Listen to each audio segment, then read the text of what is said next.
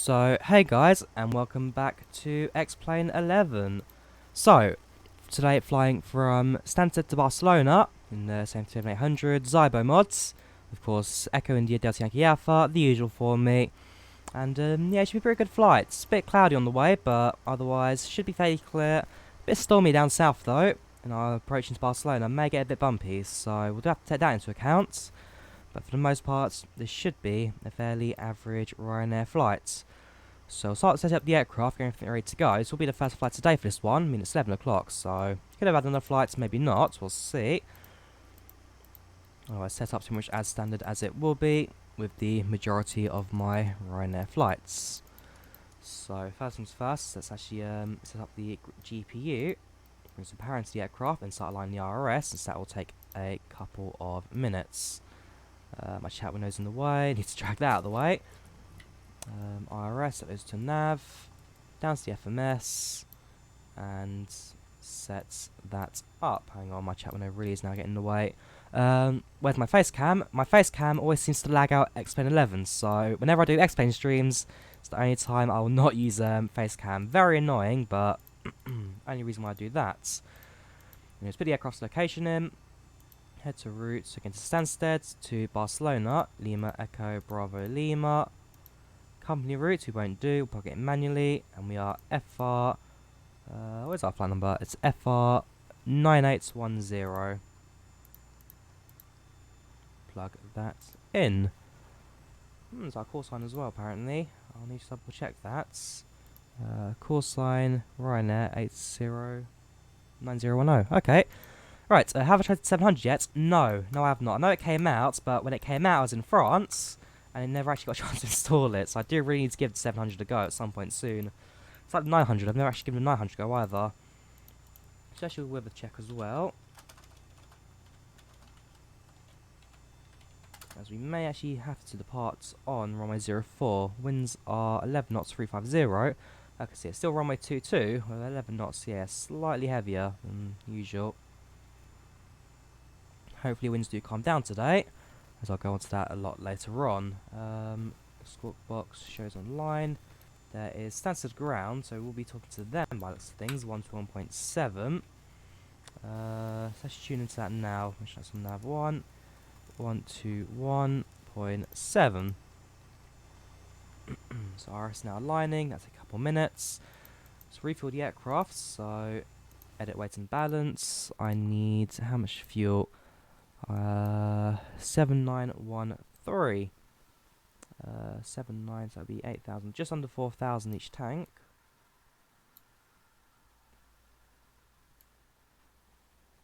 No, sorry, yep, on 4,000, sorry. So it's both tanks full, and it's 79. That will do.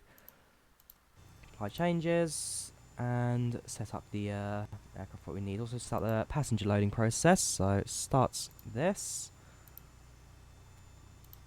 As well as start project's flight. Alright, so our flight tracker is now active. Welcome Monghalius. How you doing today? How you doing? We missed 315 and 313 electrics. Also got the trains S8, and you love it. Yeah, sounds on the S8 could be better, but it's not too bad. 313s and 315s.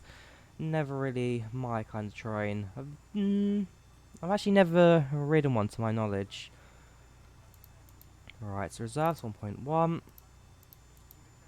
Cost next 23. Cruising at 370. And average winds are 331 to 52.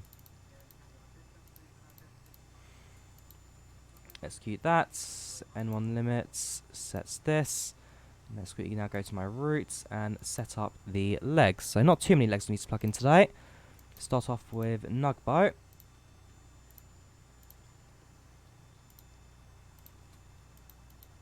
And then it's M183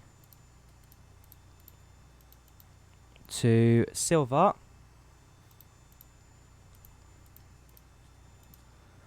Following Quebec 41. Okay, not a waypoint I can plug in, so hopefully Cowley still exists.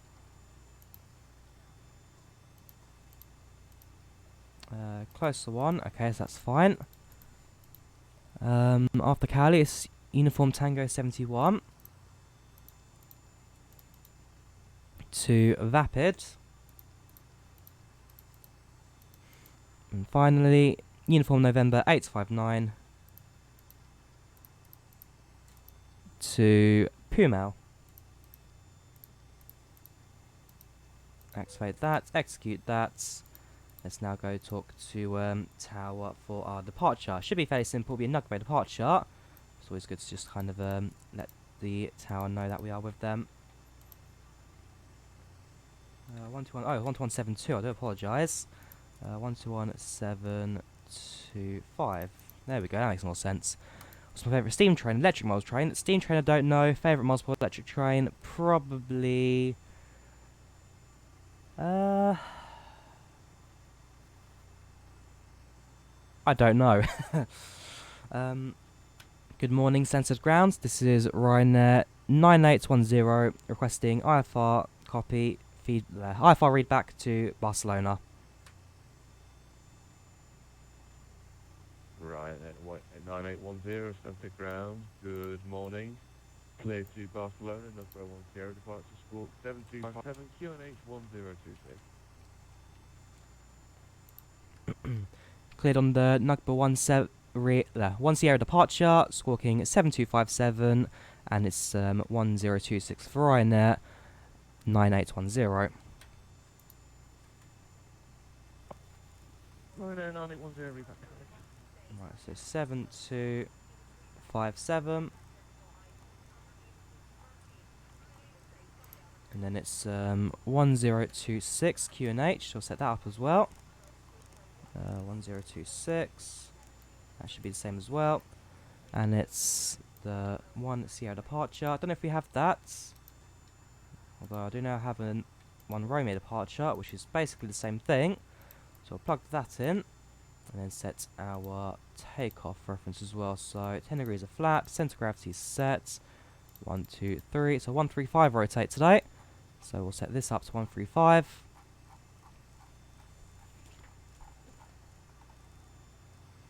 And altitude, set that to 37,000 as our cruise today, along with the overhead panel. That goes to 37,000.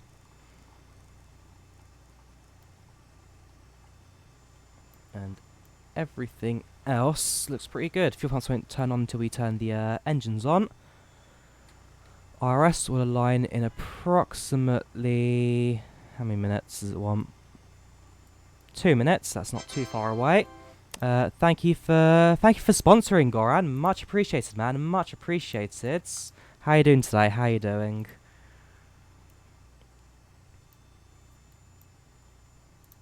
Alright, flight directors come on. There you go. In comes your little woo. Shot out a few bits there as well. Yeah, the cup's a little bit of an interesting gimmick, but hey, it's a bit of fun. Right, auto brakes, won't set that until later. FMSs have been set. Left fuel tanks can come on, ready for the APU once you start that one up, although we'll get it for the RS to align first. At this point, we're basically ready with the aircraft setup. It's just now waiting for the RS to align and then start our pushback. I'm not too bad, So I'm going to do this live stream in the morning, and then about 3 PM today, I'll be doing my first actual flight in a real aircraft, or first official training flights, so my first lessons towards PPL. So that's something I'll definitely be talking about today's live stream. Very excited for that, though. My first step is becoming a real pilot in the real world.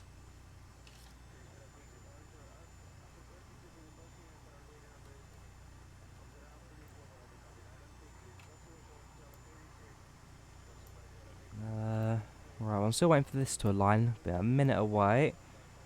Your demo comes on. Wing and anti-ice we don't require since it's not cold enough. Packs we set later. Make sure that all the bleeds are off. That would be useful for later, especially the engines. We've done refueling, so seatbelt sign come on. If you're not doing stream today, hang on, I'm not doing anything today, so you might do a stream. Sounds good, man, sounds good. If I'm not busy, I'll definitely check it out. As I did spot you were doing a late one last night.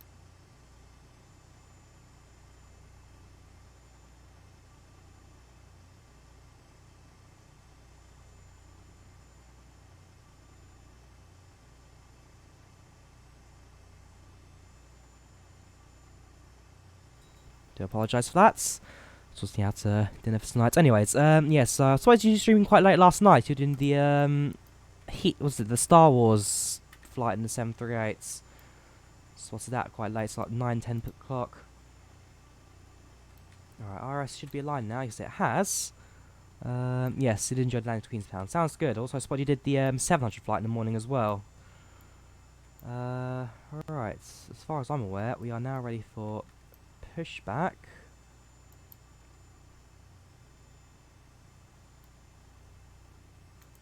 Hang on. Ryanair 9810, just confirming, it's runway 22 in use. Ryanair 9810 negative, it's runway 04 and use today at Stansted. Roger that. Okay, so yeah, it actually is 04. Is it my departure up? 9810, just for your information, the wind is 35011, bearing 31020 degrees, runway 22 will be not a good position. Right, so my departure up, so Snugbow. Say that quickly again. So it's the Snugbow on Sierra. Yeah, that is correct. Legs, that's all fine. No broken flight routes there. Alright, Cordio, Ryanair 9810 is ready for push and starts. Ryanair 9810, 751, push and start approved. Push and start approved, Ryanair 9810. Right, let's request the pushback. Ground to cockpit, please show me where you want to go. Ground to cockpit, tow is driving up. Let's actually make all the vehicles drive away as well, make sure that the exits are secured. Just a little bit of a late hectic finish, but it's not a major thing. APU start up as well. Let's wait for lights to come on and starts. And collision lights on, strobe lights steady, logo lights not required, taxi lights and then lights not just yet. APU is starting, pushback tugs connecting, seatbelt sign is active, everything looks good.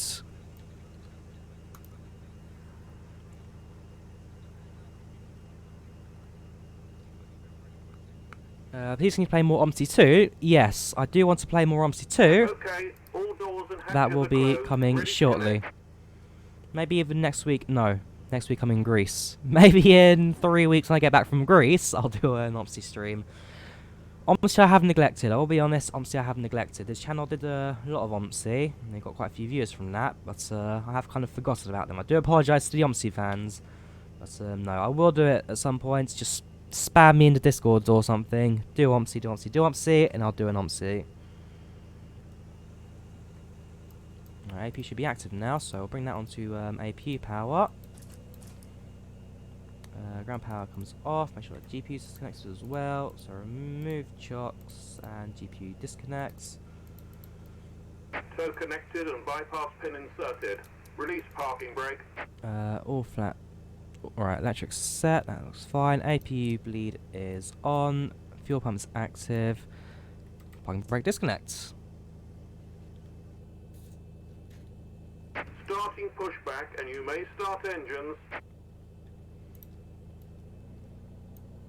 Engine 2 comes on.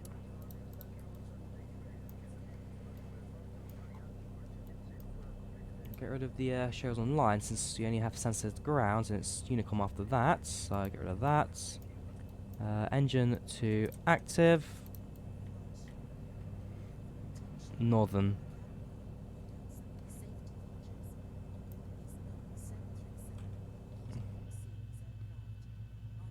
So, on Friday, for those who are interested, I actually fly to Greece. I'm going to spend my 20th birthday here in the UK on Thursday, and then on the Friday after, I then go to Greece to celebrate that. So, should be a bit of fun.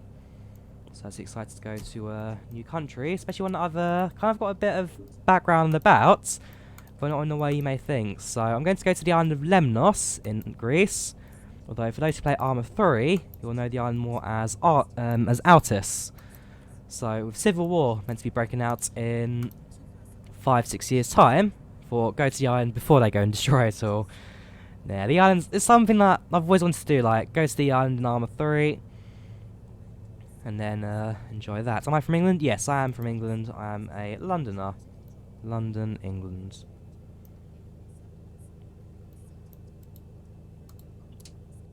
Right, so that's set.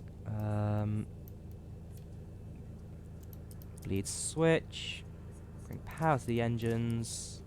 APU off. Packs on. Complete. Set parking brake. Parking brake set. Disconnecting tow. Stand by. That looks good. Set the trim up. So back to takeoff page. It's 3.16 trim. 543.1. So 61. Sorry. It's about there. And it flaps down to temp. Do a quick surface check, so make sure we have control of the aircraft. That looks good. The elevator. We have ailerons and front spoilers. Disconnect. We have rudder. That's fine. Don't have full rudder, but that's just how my setup's made, as long as it's all correct though. What's my favourite plane? The Boeing 737-400. Although there's no good 400 for X-plane or FSX or anything really, so I'm sticking around with the 800s. But no, the 737 series has always been my favourite series. Hand signal on the right. We'll see you next time and have a safe flight. For example, when I went to the Popham Air Show yesterday, I bought myself a 737 MAX mug. Official Boeing, because Paulie's are a UK distributor of Boeing. But yeah, I bought myself a little mug from that. Anyways, you've now moved out the way. Parking brake disconnects.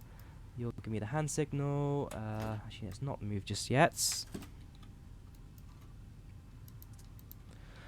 Ryanair 9810 is ready to taxi. Ryanair 9810, taxi holding point Kilo 1, runway 04, via Juliet, Lima, Hotel, and Kilo. Taxi and hold shorts, Kilo 1 via Juliet, Lima, Hotel, and Kilo, Ryanair 9810. Right, let's go down to the runway.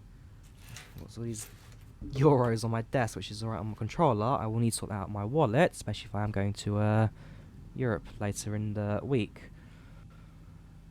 Right, let's taxi down to the runway, shall we?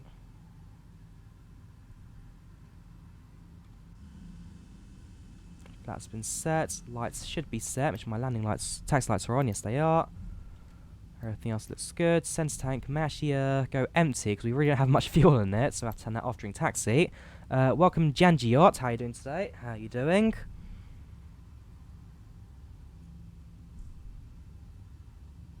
Pixel X-Plane today. Not bad, not bad. Good luck with it, man. I mean, it's a little bit of a learning curve. For example, I could land an aircraft in there for months, but no, once you do pick up X-Plane, very much the best decision you'll make. Very good sim, very good sim. Make sure I'm going the right way, actually, because I've realised I'm going to do this wrong. Hotel, yeah, down hotel, that's fine. Although I do go hotel this soon. I may have, Stansted ground, Ryanair 299, requesting radio check. yeah, down Juliet. I'm going to make this wrong, so... Ryanair 299, Stansted ground, reading you 5. Push to the left. Also renew by 5. Ryanair 299, requesting off-road clearance to Dublin as filed. It's Lima I should be turning at. This is UK 2000. This is the UK 2000 Aircraft type 737-800, Stansted Airport. In fact, when we get onto the taxiway here, Ryanair 299, I can do Dublin, number 10, departure squawk 4443, QNH 102. right now there. Now, which one's Lima? 40 hour departure, squawking 443, QNH 1026, Ryanair 299. Ryanair 299, that's the number 1 Sierra departure, otherwise evacuate. Right, that's hotel. Juliet's hotel. Kilo. You're Woo. 1 Sierra departure. We're doing a great job on this one. Hey, see X-plane version number. When you load up X-plane, it will tell you your version number on a little thing at the lower left of the screen.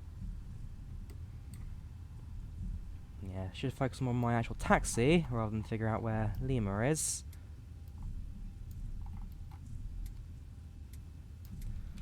Alright, something's ticking, which just means my throttle's a bit too idle. Yeah, no worries. So when you start up the X-plane, it just tells you the version bottom right. And if you look for the betas as well, usually they can be quite stable. So as to try and have those installed. Juliet Lima Hotel Kilo. I know where hotel is. Hotel's the well, we're on Juliet now. Hotel's on the right of us. But Lima, I've gone and actually lost. So I'm getting in front of Kilo 1. That's the one that matters to me. This is Papa. There we go. Fuel tank's empty. Center tanks. So we'll turn those off now. Okay, yes. If that was Papa, LMNO. That should be Oscar, I think. November. Okay. Okay, so yeah, we are going the right way, that's fine. Have I tried the D700 yet? No, I haven't. When the 700 came out, I was in France, and I've been quite busy all week, so I don't actually have the 700 installed yet, but I will probably try and give it a go tonight, or even tomorrow on the bank holiday. It's like the 900 actually, the 900 Ultimate. Never tried it, I really should.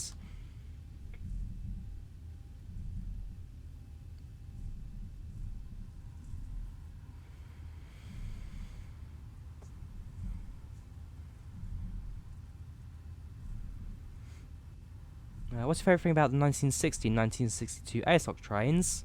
Well, like I say, the A-Stocks have always been my favourite London Underground trains of all time. They're comfortable, they're big, they're fairly cool as well. They actually weren't too bad in terms of the summer and all that. But no, they just were comfortable, homely trains. They're the only London Underground trains with luggage racks. They're the only Underground trains with umbrella stands. They're very much a train built as London Underground, but for long-distance journeys, which is exactly what they were brought in for in the 1960s to replace the Q stocks. So, and then they finished off the A stocks. Well, back then I didn't think of it as too much. These days I am kind of nostalgic for them, reminiscent of them. Although now that they have got 2 carriages in the active depot. 9810, no further agency available. Monitor Unicom now 122.8. Have a good flight. 122.8 for Ryanair 9810. Thank you very much and have a great day. That's Kilo 2, Hotel 1. I need Kilo 1, which is Kilo 3, Kilo 1. Right. So right hand here.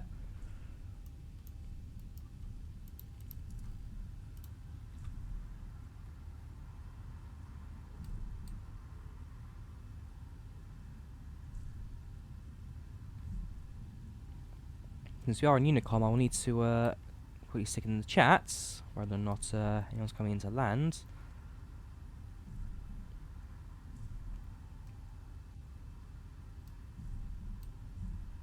Have I ever tried on the C stock and D stock? What do you like about them?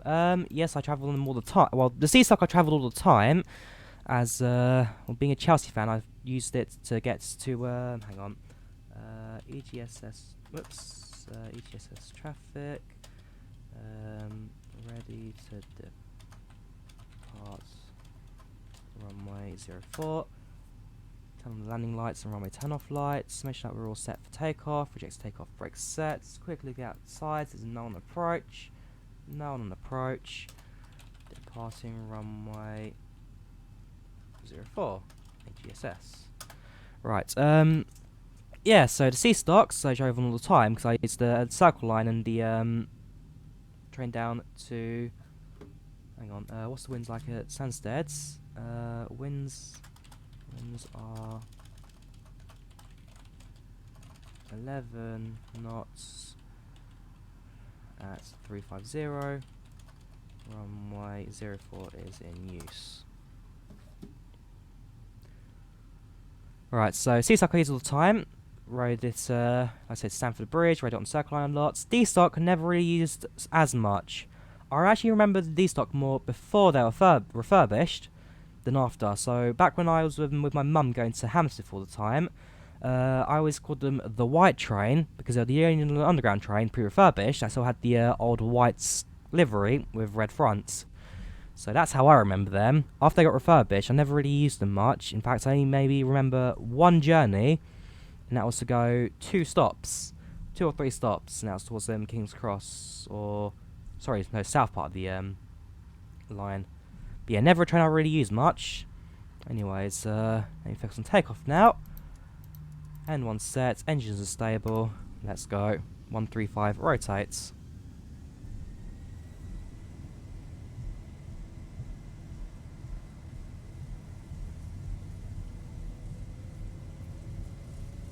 knots. 80 knots.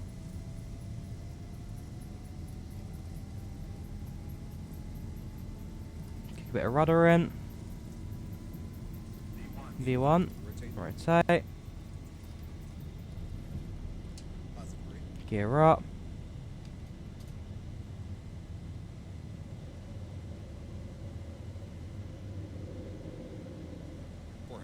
Four hundreds.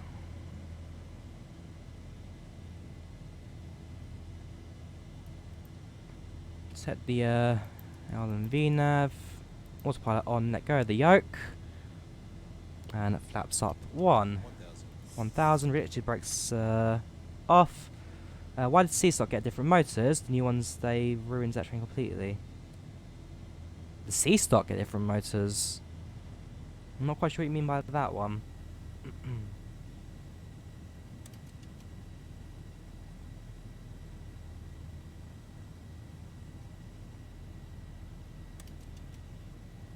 You're talking about the 1992 Central Line stock trains.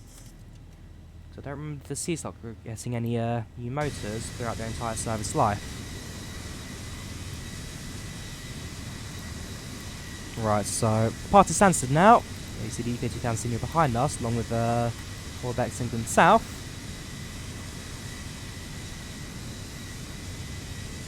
Very good looking sim this, I must say. Anyways, left hand turn, let's get onto the routes. It's about 1 hour 40 minutes to Barcelona. 1 hour and 40 minutes.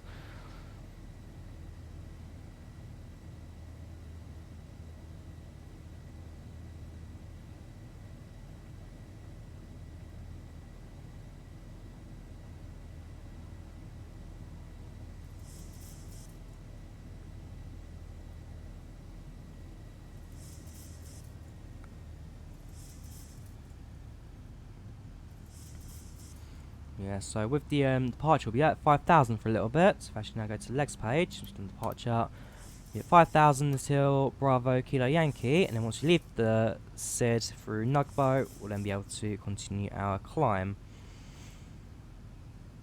In fact, if I bring it to BKY on the next waypoint, I'll just make it a bit straighter the path out. C-Stock got new motor sounds when it last refurbished, and when they entered service, they had different motor sounds.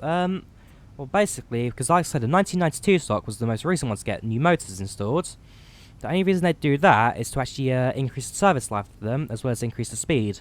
So the 1992 stock, the old motors, because they were running for 20 years, were starting to tire out, so they lowered the speed of the line from 60 miles per hour to 30 miles per hour, so actually half the line speeds. Then, earlier in the year, and late last year, they refurbished the motors of the 92 stock and put in new ones, which increased the speed then from 30 to 40 miles per hour. So the only reason they do that is just to help increase the speed and kind of modernise trains a little bit. Yes, they sound different, but it's the only way you're going to get trains to last long enough to meet their replacements in 20 years' time.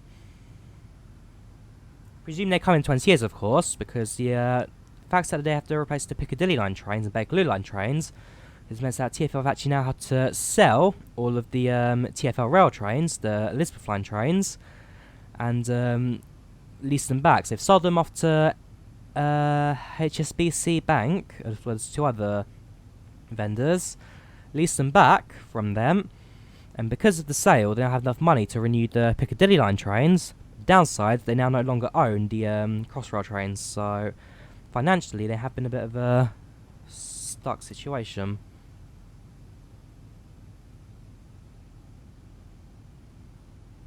Alright, Nugger is our next waypoint after BKY. We cross that in a couple of seconds. And then we continue our climb.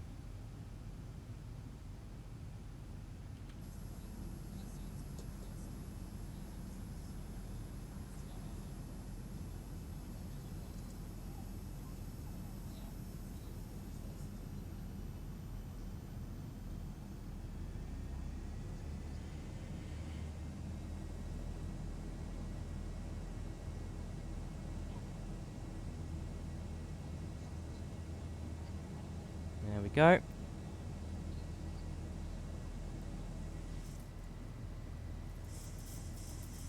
If I zoom out on PFD now, we get a bit more distance onto that. So yeah, we head to the east for a little bit. So we head to the west for a little bit.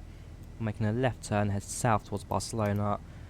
Set the altimeter, now we've passed 6,000. And it shouldn't be very long now until we actually get to...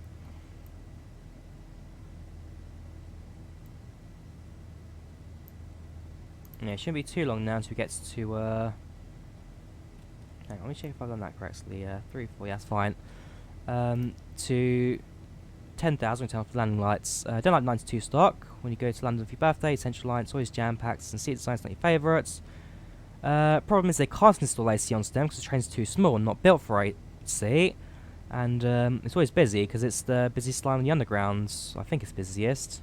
And this is one of them because it's the only train that goes through the entire centre of London, as well as links the main bits of east and west that people live. Welcome at Mosh, Cena, how you doing today? How you doing? Welcome to the channel, welcome to the chat, hope you're well. Past 10,000, so landing lights now come off. Whoops, this one's come off as well. And that should be that. So now I've got nothing to do until it gets to top of descent, where I need to set the altitude after that. Which means more time to talk, I guess. As well as for me, I need to set up the stuff as well. Though weather's not looking great, I must say. Hopefully things will clear up. Let me actually have a look at a weather forecast for Elstree.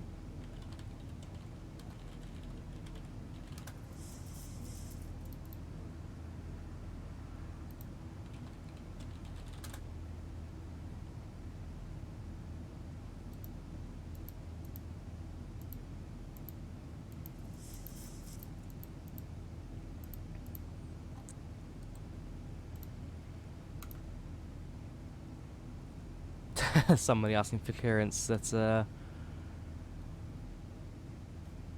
Pushback. Hang on, RYA 700.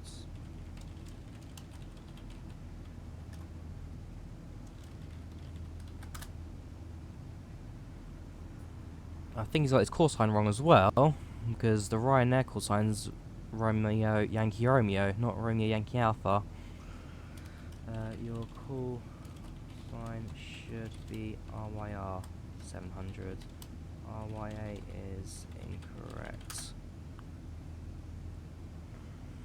Central Line's one of the busiest, but the busiest Piccadilly and Jubilee lines. Piccadilly is fairly busy. Jubilee, in fact, where's... let's have a look at Google, shall we? Busiest... London... Underground line. Right, Northern Line's the busiest, with 294 million journeys last year. Least busy is the Waterloo and City. Central Line's the second most busy, Jubilee's third most busy, while the Piccadilly line is actually the sixth most busy. There you go, these are numbers.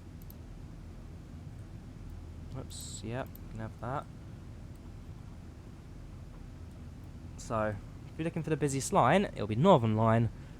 Least busy Hammersmith City, because the Hammersmith City nobody ever uses, it's just a Circle Line wannabe. The only bit it's useful for is going from what is it, King's Cross to Aldgate East, because it's the only line that actually goes on that bit of track. Metropolitan line terminates and the district line goes on the south track. Yeah, those are the stats for the busy underground line if you're looking for that.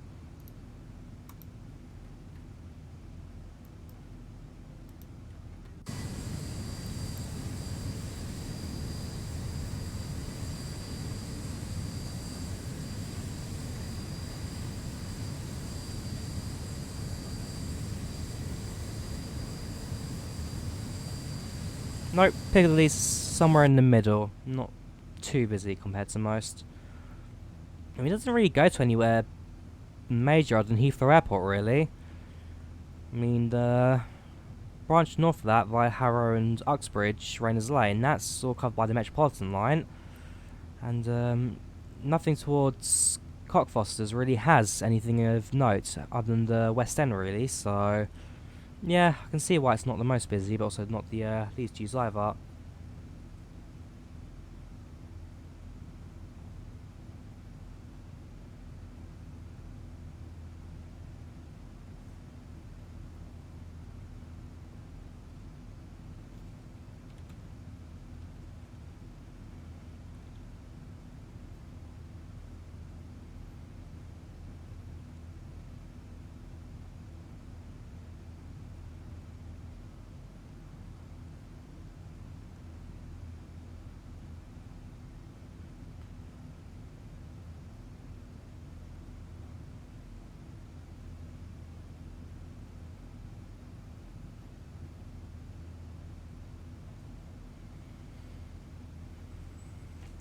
What's the difference between the S7 and SS stock, apart from running on different lines? The S7 stock has 7 carriages, the S8 stock has 8 carriages. So the S8 stock is built for the longer distance Metropolitan line trains, which will require 8 carriages, while the Circle line with smaller platforms only need the 7 carriages, also being the slightly less busier lines as well. But no, the main difference is that they have different carriage numbers. Also, the seating layout's different, as the Metropolitan line S8 stock has some traverse seating. The S7 does not, it's all on the sides.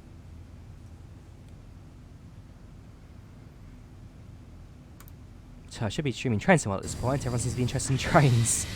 Yeah, I've been doing a lot of train sims recently, so it's nice to do a bit of a flight stream for once, actually. Been very train heavy as of recent.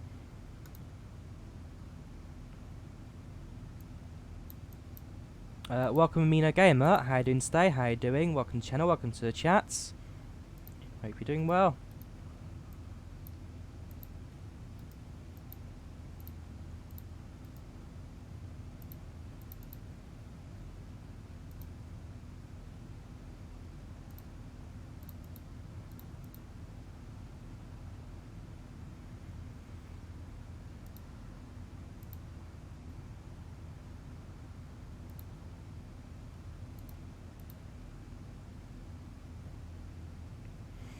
Why can you see the whole world? Hang on, why can I not see the whole world? See just water? Have you installed the different world packages to explain? So when you go to the explain installer, this may lag out my system, but I'm going to try and show it to you anyway.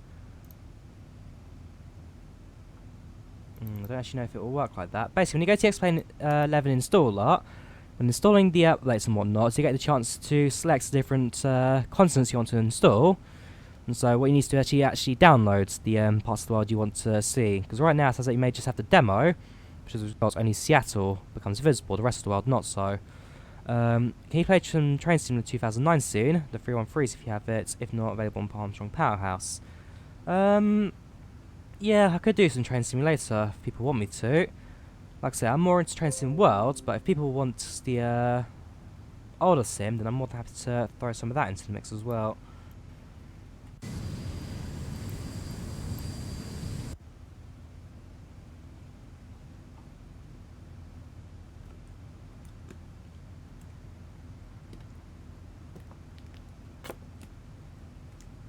Like I say, on Friday, I'm going to Greece for a week, which means there'll be no live streams the next 2 weeks. But once I'm back from Greece, then things will be certainly a lot calmer.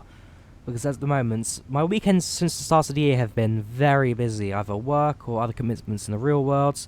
Very busy indeed, but from when I get back from Greece, so from the 19th of May, my calendar becomes basically empty, and I'm free to do a lot more in terms of this channel. So I do apologise for my lack of, I guess lack of interest really, because I've just been so preoccupied with other things. But yeah, it'll be nice to kind of, let's get back onto this channel. Do you know what Armstrong Powerhouse is? Yes, I do know Armstrong. They do the different train mods and other locos and maps and that kind of stuff. But yeah, we all know Armstrong. You have to download something. Yes, the S-Plane 11 installer. When you have it, and if you've unlocked it as well, not just demo, you can then download all the continents you want to fly in.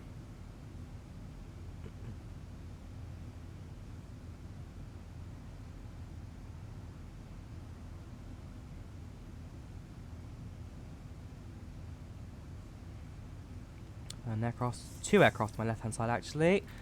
We may be crossing a major airspace right now. Probably the approach into Luton Stansted, maybe Heathrow as well.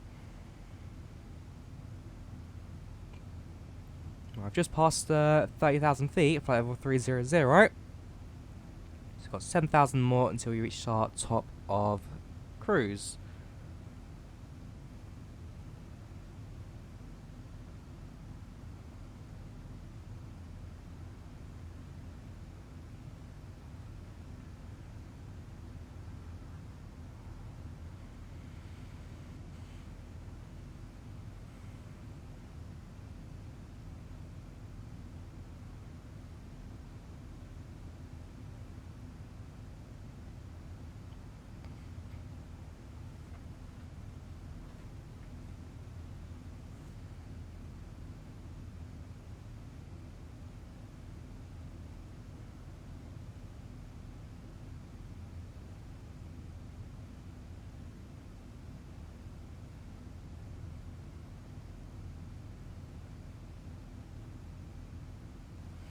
Gonna go now, got to do some videos on Train Sim 19 as well as review the S8s. Have a good day, enjoy your flights. No worries man, no worries. Good to hear from you again, good to hear from you.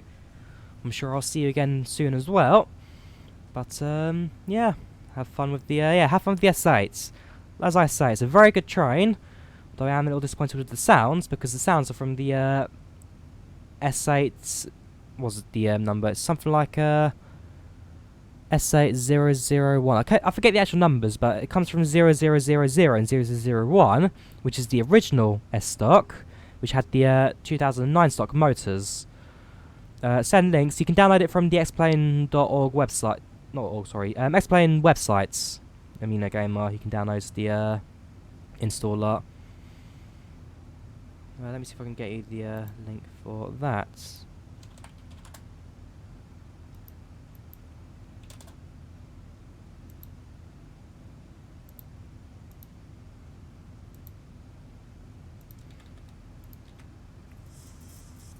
There you go.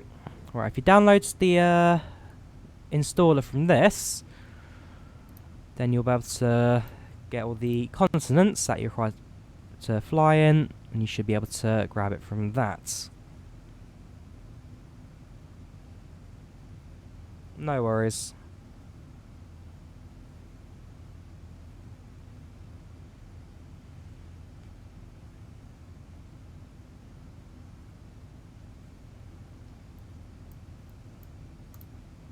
You see, something probably could have come off a little while ago actually, so we'll turn that off. And the weather has inconspicuously very much cleared up, so yeah, I wish it was like that outside, but no, outside it is a little more cloudy, which kind of puts the fate of my flights in a couple of hours. In the real world, a little bit of risk actually, because like I say, the weather's not looking great. Hopefully it clears up a little, but looks unlikely. Looks unlikely, I'm afraid.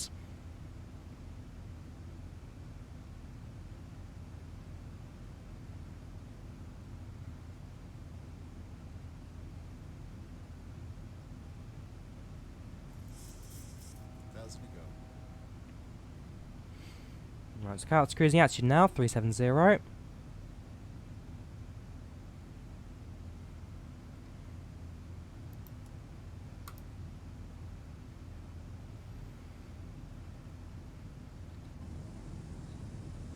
Otherwise, passengers are quite happy with the flight so far.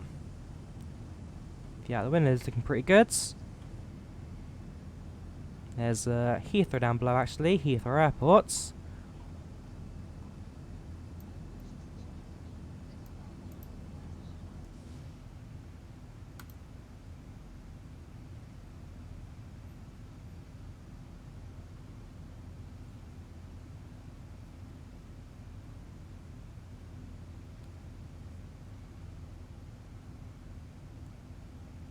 Have I played OpenBV? Yes.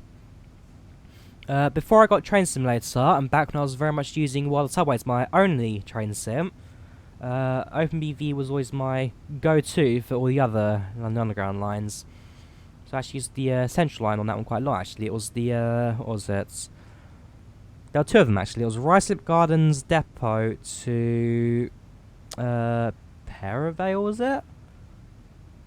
I think it was Perivale.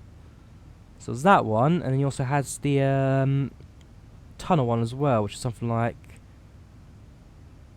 Oxford Circus to Lancaster Gate, and then back to Oxford Circus again. So, yes, I've used those two quite a lot. So I think there's other lines as well I've used a fair bit. No good Metropolitan ones, I'm afraid. There weren't any ones that stood out for that. But no, OpenBV was for a fair while my go-to train simulator. Mainly because it was just a really good one to use.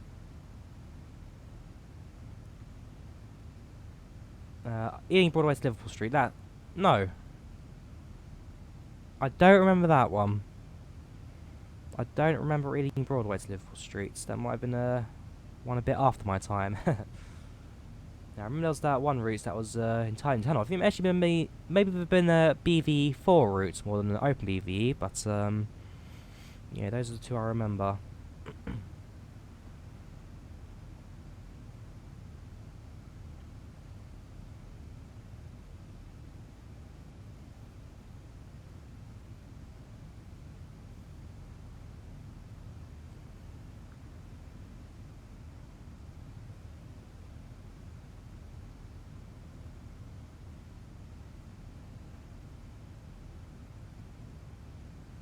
With the change there, lost about 600 feet.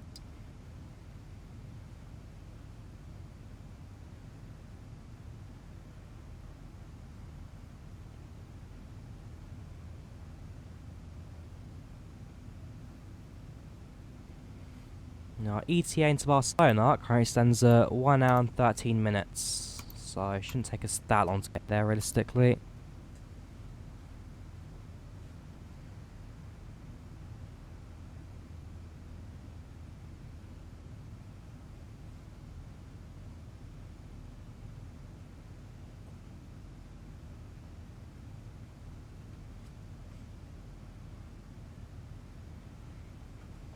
There's one thing you can download, and it's from Ealing Broadway to Liverpool Street. Amazing. The best thing about it is the high quality. I'm sure it is. I'm sure it is. I mean, BV routes, because I remember back when OpenBV was basically becoming a new thing. Some of the routes were really poor in quality. But no, since I've left it, I know there have been quite a few standout routes. Yeah, it's definitely worth checking out at some points. Because I believe the Jubilee Line simulator at the London Transport Museum is actually run on BV as well. You have a Jubilee Line simulator on that. So, yeah, if they use it, then surely it must be half decent. Then again, it's open source, and now if we can actually program it into a real train, so that's probably another reason why they used it. Being the only way to get a Jubilee Line route into the train there.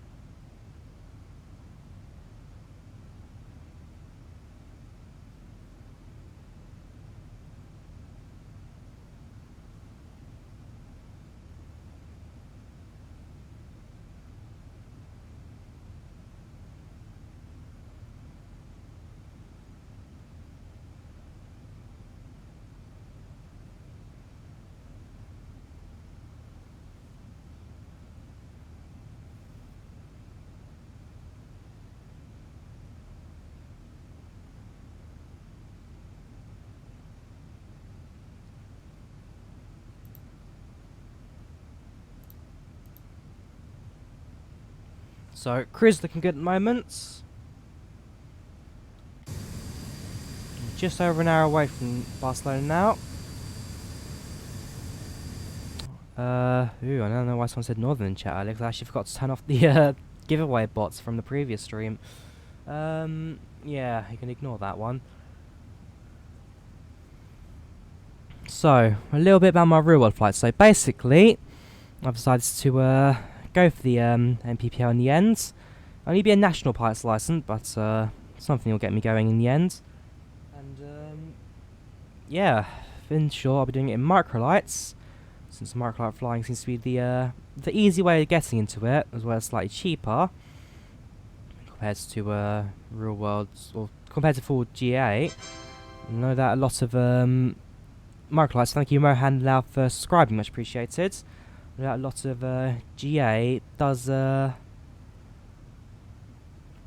kind of, it's not as good as microlights. Let's just say GA can be a bit tired out and worn out, while microlights do seem to be a little bit higher in terms of like quality and modern stuff. And it's not really that different anyway these days, especially when they do increase it in the CAA from 450 kilos to 600 kilos. So that's the main reason I'm going to go for that.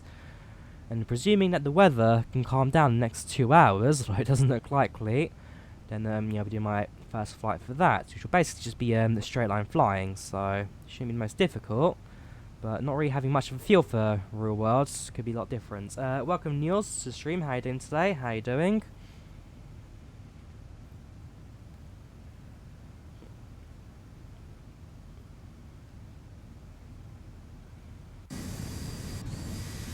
Doing a more fairly standard flight of mine. About Ryanair heading towards Barcelona.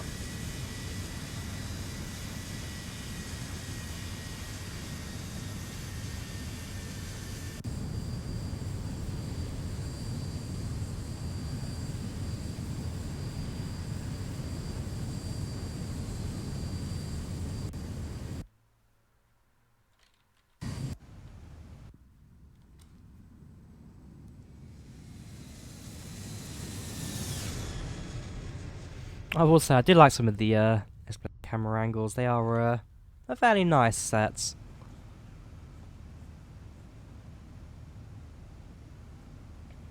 while I'm at it, let me have a look at what the weather's like in Barcelona, since that will basically determine which runway I use. Barcelona Rail Prats. Winds are, where's the metal? There you go. 11 knots 320, so it'll likely be 25 we land on. I'm guessing it's 25 left, but I will double check if it could be 25 right. I'll bear into mind later. Otherwise we should be entering the coast of France soon. That's entered the airspace now, the 10-mile zone. Let's double check if anybody's online right now. Let's have a look. Answer is no. It's a bit going to UK now actually. Got a lot of well, Gatwick's full as usual. Bristol's got some aircraft then. We've got London City London City Ground.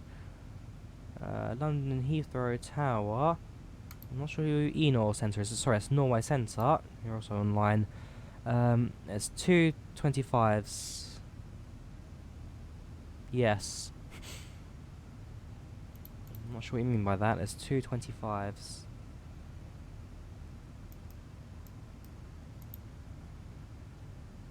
Yes, 25, sorry, yeah. 225s.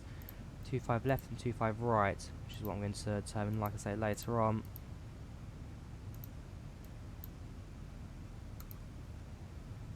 Have I seen a new Concorde coming out soon? Yes, I've seen a bit of the Carly Marta, especially because I am blood relatives, one of the beta testers for it. So, no, it's looking pretty good actually. From screenshots and all that, it certainly is a good looking aircraft. I'll probably try and grab it when it does release. Because the Carly Marta, I believe, will be the first full payware Concorde simulation for X-Plane.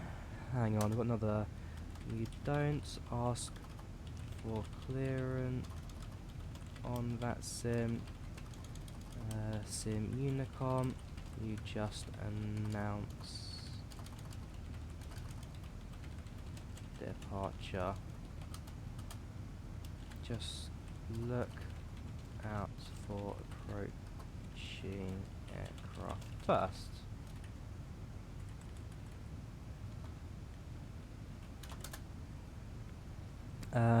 Yeah, he is getting all the good stuff. I'm impressed by Koyamasa. I'm getting his ceilings. From what I've seen, it's good. I've not heard any of it. I've not like had a look at the sounds or any of that. But no, from the most part, it's looking good. Especially when they get the engineers panel all sorted as well.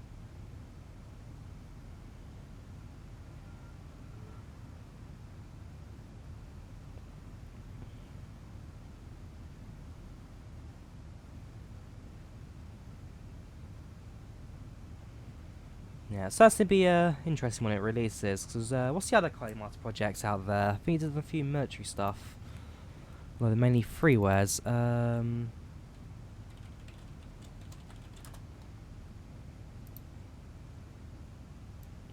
Yeah, he's done the F-18, that's it. He's done a lot of military stuff, including the F-18. But the Concorde's a bit of a different one. They need to improve the afterburner effects per Lamon's end. Afterburner and sonic booms. Sonic booms is something that X-Plane has never simulated properly, so again, Lambda researchers, their ends, we would like to see a bit of improvements on that. But from the Concorde perspective, not looking too bad. Not looking too bad at all. Likewise, state what airport you are at. You could be runway 23 from anywhere in the world. Yeah, I'm not sure who Ryanair 700 is, but obviously they are quite used to that sim. Earlier on, they were tuning in as Romeo Yankee Alpha RYA 700, so obviously they're not too in this, but yeah, they could be runway 23 anywhere in the world. They haven't stated exactly where. Anyway, so I should be an hour away from arrival now. 1 hour 3 minutes actually.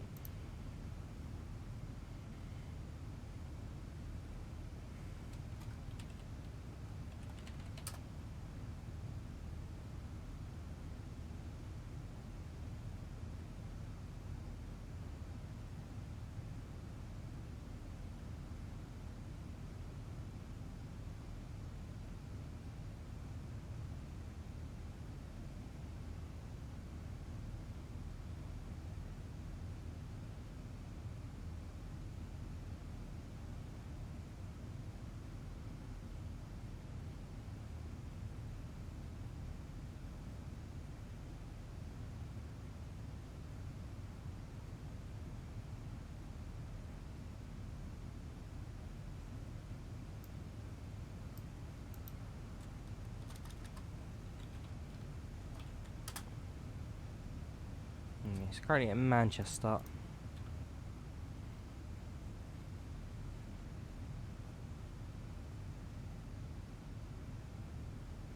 Have I checked out 700 yet? No.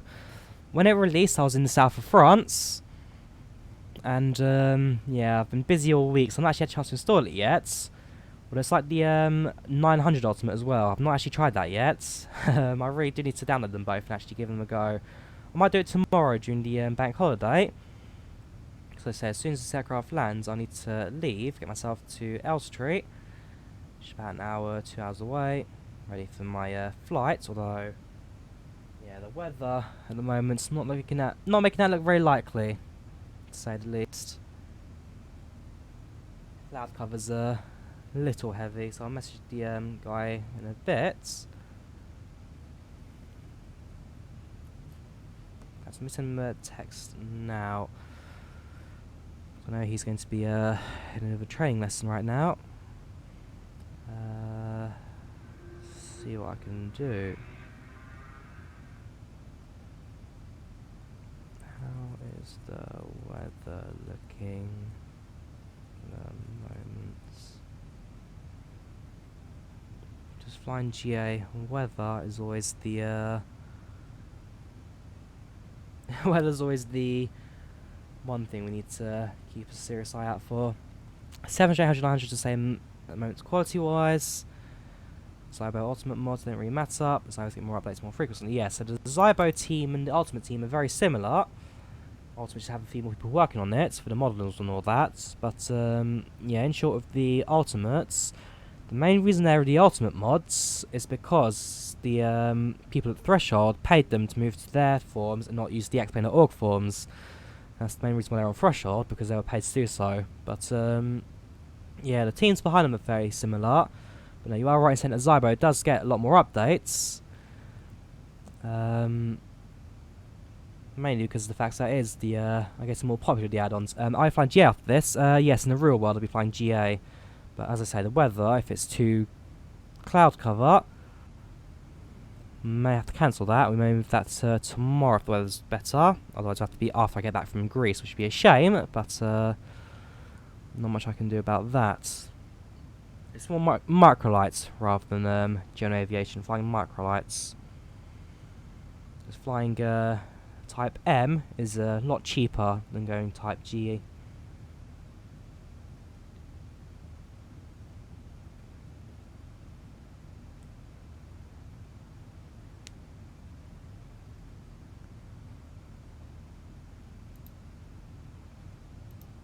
Alright, supposedly 59 minutes from arrival now.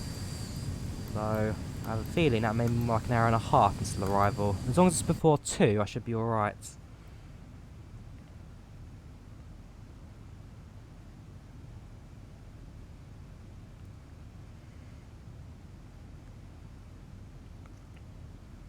Because after this, I do actually need to make a run down to Argos. So I need to buy some stuff from Argos first. Great.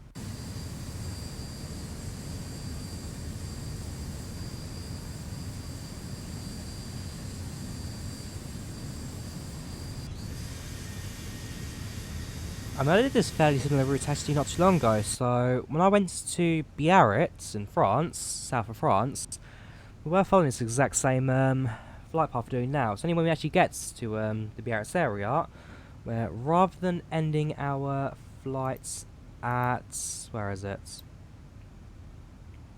Vigob, was it? No, it's not Vigob. It's Vapid. When we get to Vapid, wherever that may be, yeah, then we break away and actually heads to the south a little bit. It's a very similar route to what I did in the real world last weekend. If I fly to Greece, it will be a lot more in that direction. For flying a Q400, a little later than that. So very exciting actually. I'm very excited for Greece, I must say. Should be a lot of fun.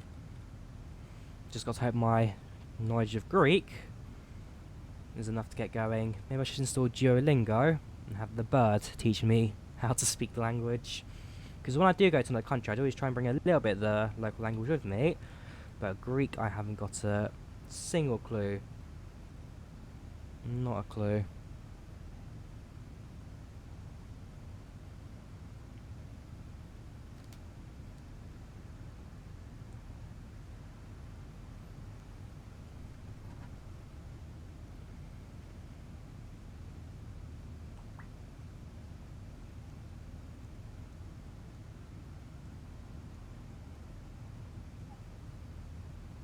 Welcome back, Goran. How you doing today? How you doing? Welcome back.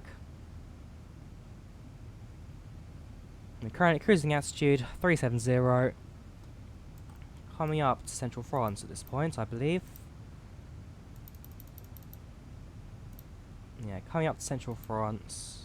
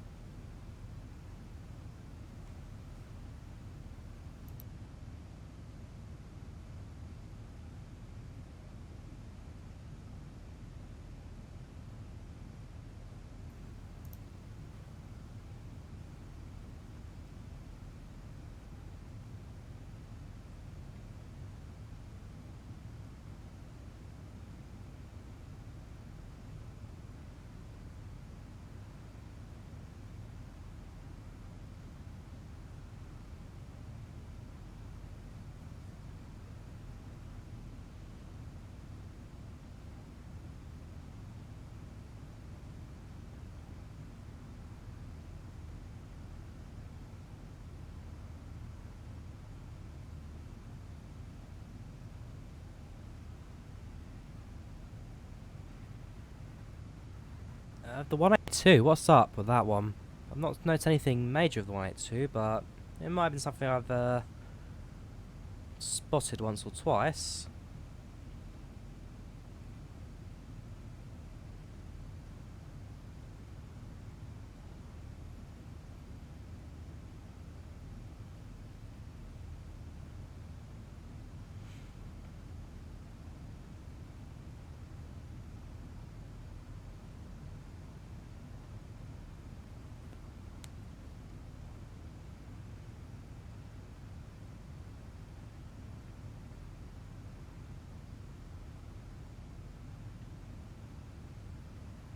So when you load the sim, the Q button doesn't work. Doesn't hit the vigilance pedal. The game still recognises the key control menu when it sees it, not the actual loco. Because Q, yes, the it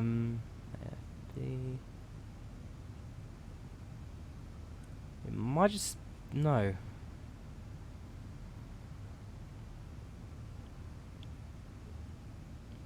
Yeah, it's certainly a button that, at least on all trains, have recognised the system for it. I'm not too sure. I'll happily send a message to Dovetail Games to have them look into that. I've not noticed that myself as a problem. The Q button seems to be fine for me, but yeah, it's not certainly something I've spotted myself. But like I say, I'll happily send a message to Dovetail and see if I can get one of their people to kind of reproduce it.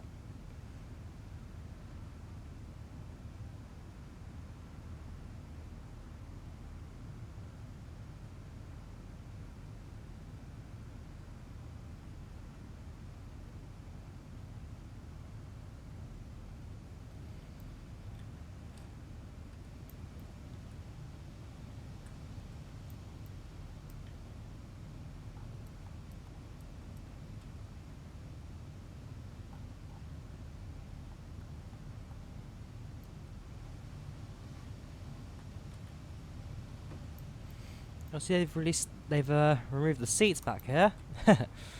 Used to be there you go. No seat, no stowable, no stowage to surface. Aircraft cabin logbook.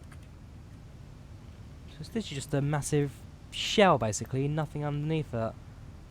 If I turn on night vision, you might see it a little better in there. Yeah, it's just a hollow shell. Oh, I can just go underneath it as well, actually. How very odd. Why did anybody remove the seats for this one? Actually, not even model it fully as well. You can actually see right through it. Never noticed that in the Zibo. Back here, just a few more switches that no one's probably ever touched ever, because they are so small in the way in the corner. On YouTube, Canada, not just because I'm modeler, mostly because there aren't many on Twitch.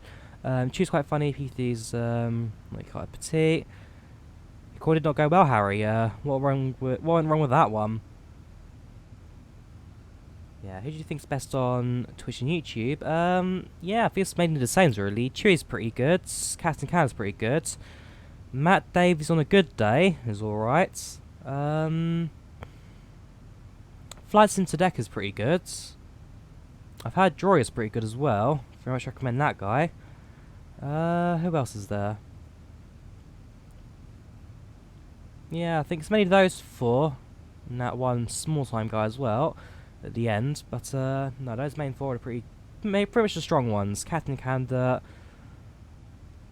Nico Savage, that sometimes love him. Nico I'm a bit 50-50 with. I mean, I'll watch his stream quite happily.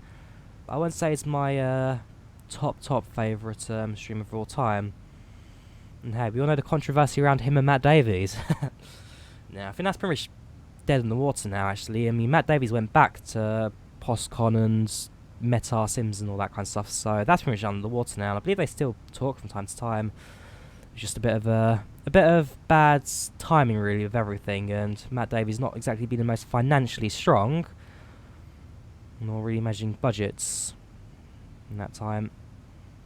Yeah, we all know PostCon and Nico, but I think, like I said, that's all pretty much under the carpet now, and they've all pretty much accepted it and moved on. Do I like Dennis? PostCon's not dead. Matt Davies contribute. Okay, so Davies. So I know Davies went back to Meta. I don't know if he went back to PostCon or not.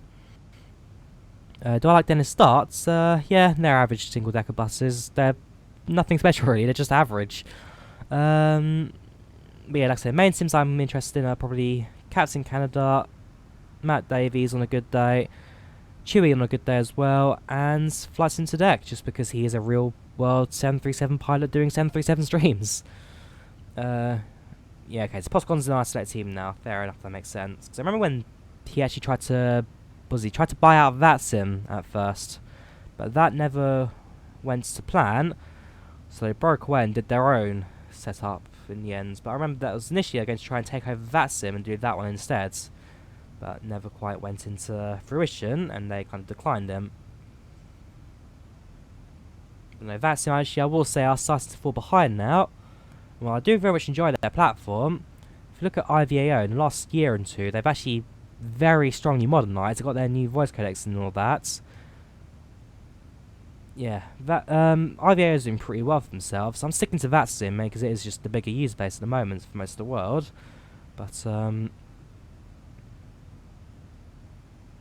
FS2D's separate category, entertainer, is an example. Yeah, that is very much true. He's not so much for the entertainment value, but if you're looking to learn about the 7.3 and all that, then he is certainly the go-to.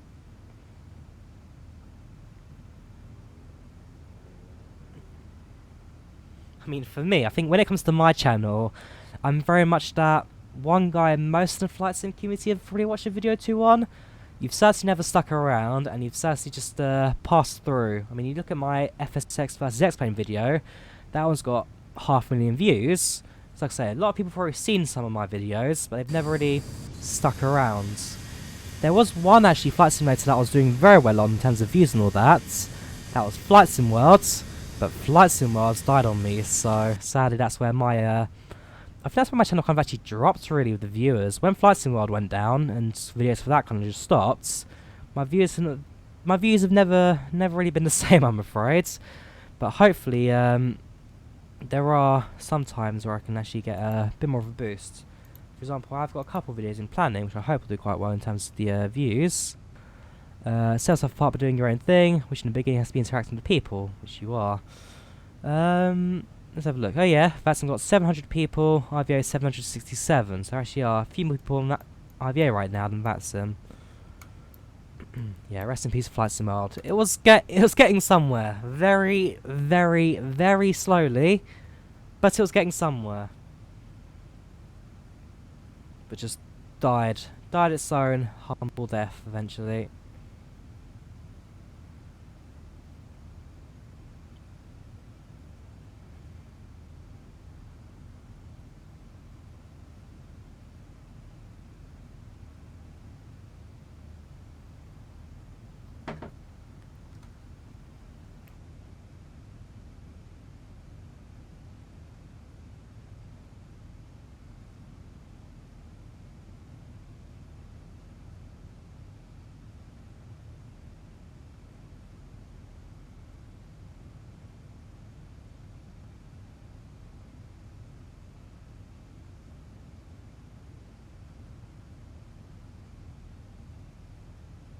Right, we're back in 2 or 3 minutes. I've just been dragged out of the room slightly. I'll be back in a little bit. We should be alright in terms of cruise. 370, next point Balan, coming up in 45 miles, 32, so about 5 minutes. Although in terms of our journey, we should be about halfway now. Yeah, very much halfway into this one. Landing in approximately 47 minutes. 47 minutes landing. Yeah, back in a moment.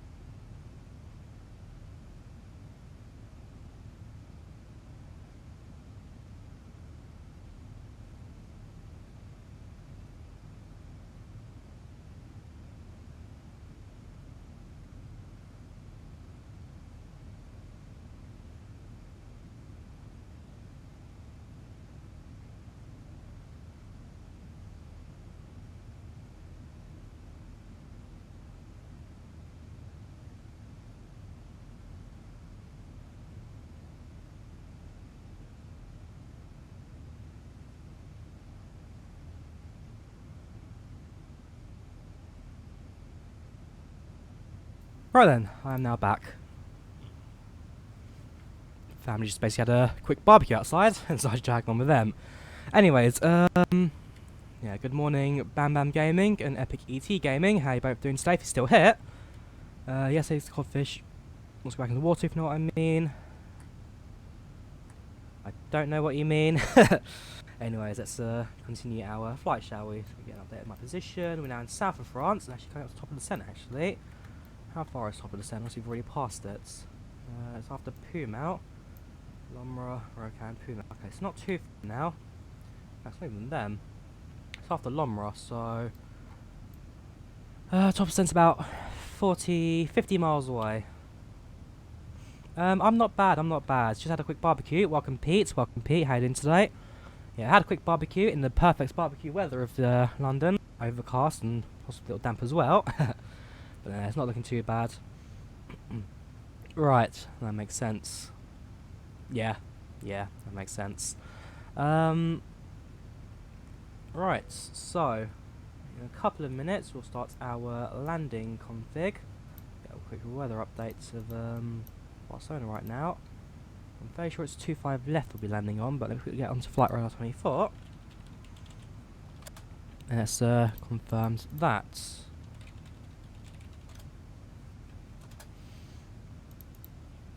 Right, aircraft landing. Oh, they're Swedish. Did not know that. Yeah, so flight radar 24, live air traffic. That's Athens. Don't need Athens.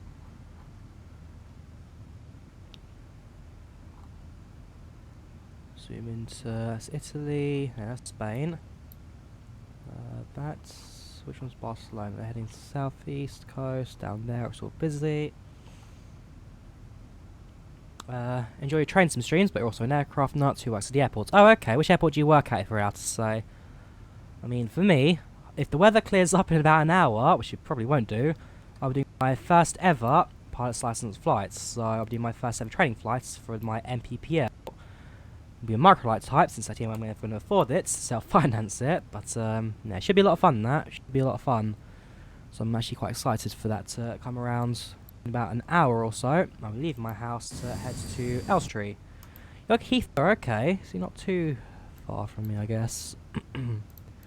Right, aircraft coming into land. They seem to all be doing... Is that 25 right? Yeah, okay, actually doing 25 right for landing. So we'll start setting that up for landing now. Last waypoint is Pumau, that's fine. Arrivals... Runway 25 left, 25 right. I've never really got the Yankee or Zulu. I've never fully understand that. I've got Yankee on the... We have a Puma approach. Yes, we do. We have a Puma approach. Execute that. And then realised that I've probably made a severe mistake, but hey. Let's go to plan. Let's go step by step. So step. Puma's looking good. That's a fairly nice approach actually. Nice and straight, no real major last minute turns we need to worry about. Perfect. So get out of plan mode. Go back to the previous page, or I can't remember which is Guy. And then top of descent we'll do after Lomra, which is in about just shy of 80 miles ahead of us. Good luck for PPL. Actually, about 5 minutes from your home. Okay, so yeah, really close actually. Oh, so if you see aircraft passing overhead, how big are these aircraft? Have you spotted any microlights? Because, like I say, if the weather's not looking good, then we may cancel that today. Do I have a message? Good. Okay. If the weather's good, we will be flying today. Thumbs up for that. I mean, it's overcast, but it looks like fairly high cloud. Visibility is not an issue, and icing shouldn't be an issue either. Like I said, being my first lesson, it will be standard straight line flying, which I'll be basically flying in a straight line. So more difficult than it sounds, especially if I don't have as much real world flying experience, but certainly something to be excited about, to say the least. Barcelona has a nice approach. Sounds good, sounds good. I mean, 2.5, that's over the water, so we'll be able to see a fair bit with that. So you've been to Elstree many times, like yeah, I've been there 2 or 3 times. It is a nice place to go. It is a nice place to go. I've done 1 flight and 1 taxi around the airports because we boarded our takeoff due to strong weather. But no, Elstree does look like a really nice place to go from. Elstree flight goes over your parents' house. Okay. Which side is that? Is this tree side or lake side from Elstree? So I actually used to work up in Boreham Wood for a little while until I left that place.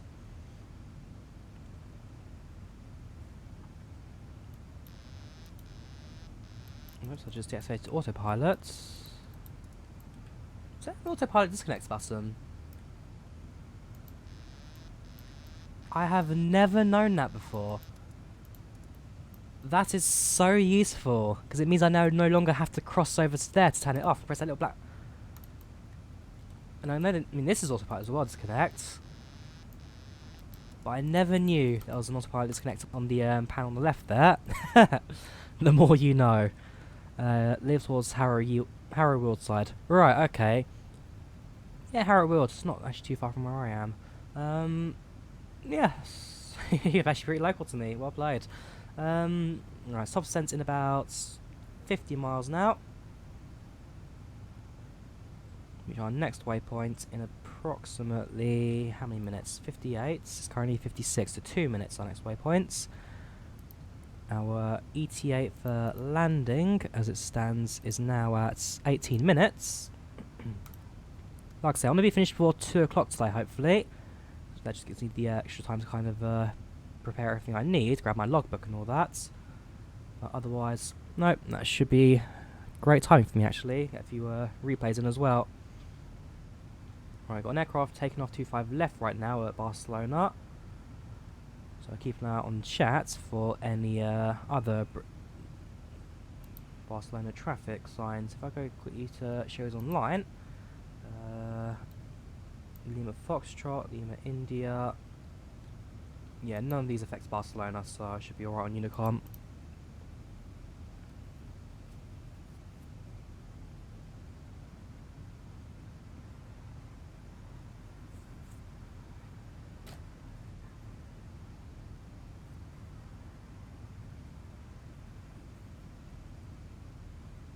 No worries, Epic. No worries. Good to hear from you again. Good to hear from you. Hopefully, see you tuned again soon.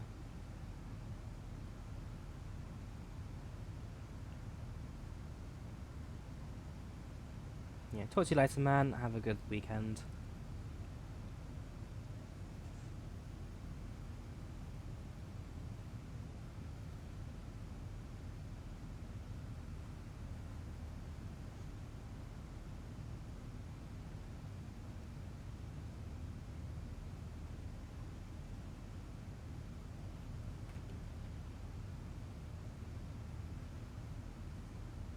Message which I've not spoken to in a little while, that's what they're saying.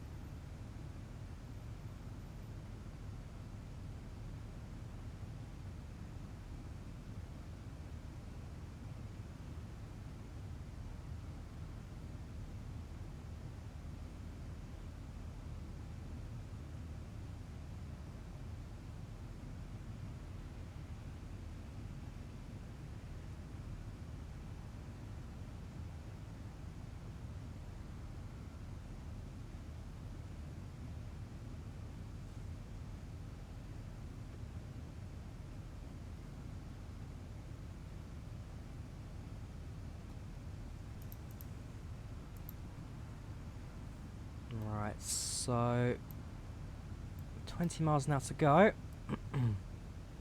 What's my altitude speed once it gets to the intercepts? 2,300. So this is to 230.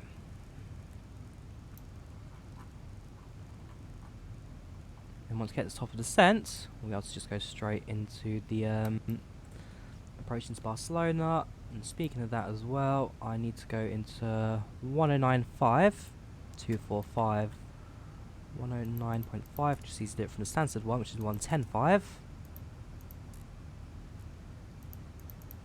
Is it 245? Yes, 245 on both 1 and 2. It's not a very large change, fortunately. Let's go straight into that. So 245, 245. And then once we get close enough to the beacon, we'll be able to just go straight into the approach for Barcelona. So it's 25 right, so not a major waypoint we need to go to. We should now be entering Spain, actually. So if we go to the map, yes, we have entered Spain now, just south of Toulouse. Oh no, I lie, sorry, the was actually on the mountain range, so not quite yet in Spain. Yeah, Bilbao to the left there, where I went to last week. A very beautiful city, Bilbao, actually. Very much a great place to go. If you ever want to go in Spain, but don't want to go to like the usual Madrid and Barcelona, Bilbao is very much the place I'd say to go. San Sebastian looks pretty good as well. Pardon me again. San Sebastian is pretty good as well. We'll pass that on a bus, but never actually stops. But if you're looking for another place to go, San Sebastian's pretty good. Basque Country actually as a whole. Basque Country is beautiful. It really is. The culture, the people, the cities, very, very nice place to go. Because Spain is a really weird place. Spain is a bunch of smaller countries that don't want to be in Spain, but are a part of Spain because they know that on their own they completely fail at everything economically, in terms of manufacturing, all that kind of stuff. Yeah, together they're great, but if they all split apart, they'd all suffer pretty badly. Apart from Barcelona, because Barcelona is Barcelona. But yeah, it's a very interesting place to go to. Plenty of conflicts, but just makes it all the more fun, especially during sporting events when different cultures, I guess, come and play each other. Because Spain's a very heavy footballing country. When they all play together, it leads to a bit of fanfare, especially on both sides. So, great place to go.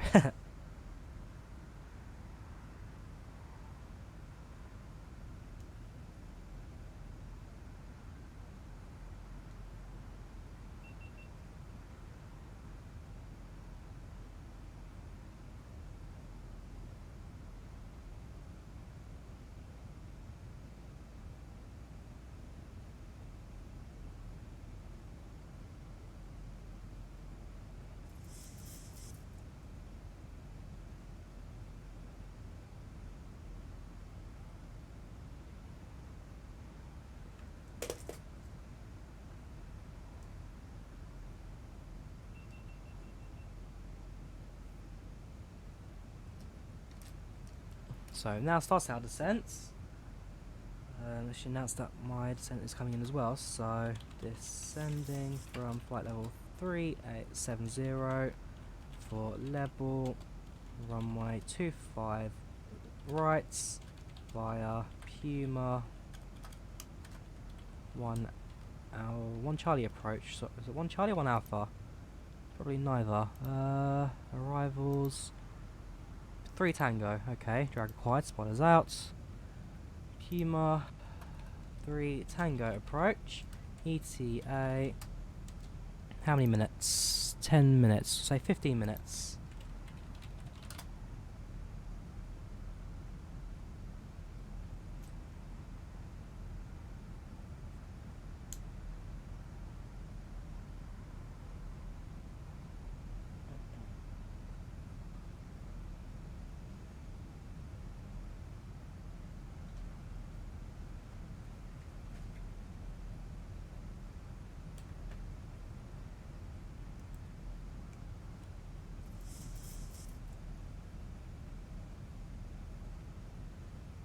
So keep on the airspeeds.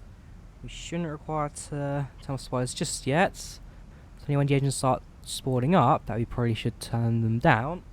Let the aircraft manage its own speed without using the engines and the spoilers at the same time. Fuel flow is slightly increasing both engines now. So it's getting ready for something to come into life. Special speed now drops to 266 when it should be 2... There you go, yes. Engine's going up now. It should be 280. Down to 260.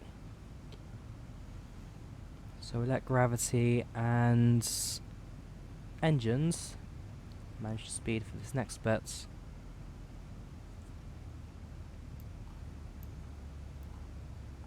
And doors to our left. Sorry, doors to our right. More in the clouds down below. Andorra being one of the few cities of Spain, unofficially a city of Spain, and never actually, country of Spain, that never actually went into Spain. They kept their independence, like I say.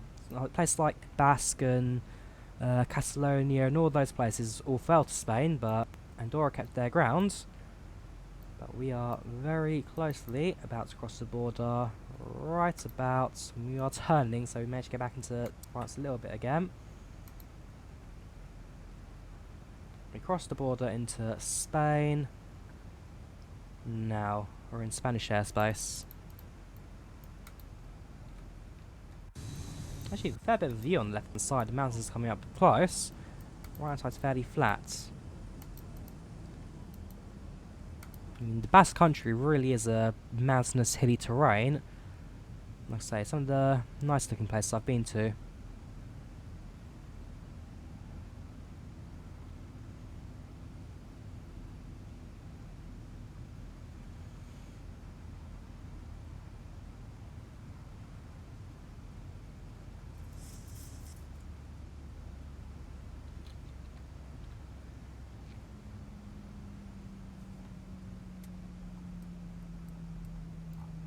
Right, 40 miles, got the right hand turn, which gets us onto the start.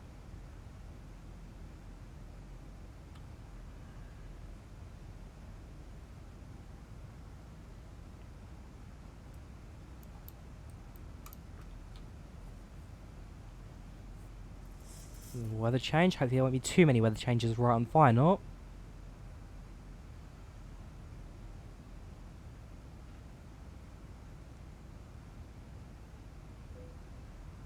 I guess drag required being from the FMC there. Yeah, flaps 30, 142 not approach, we'll set that up.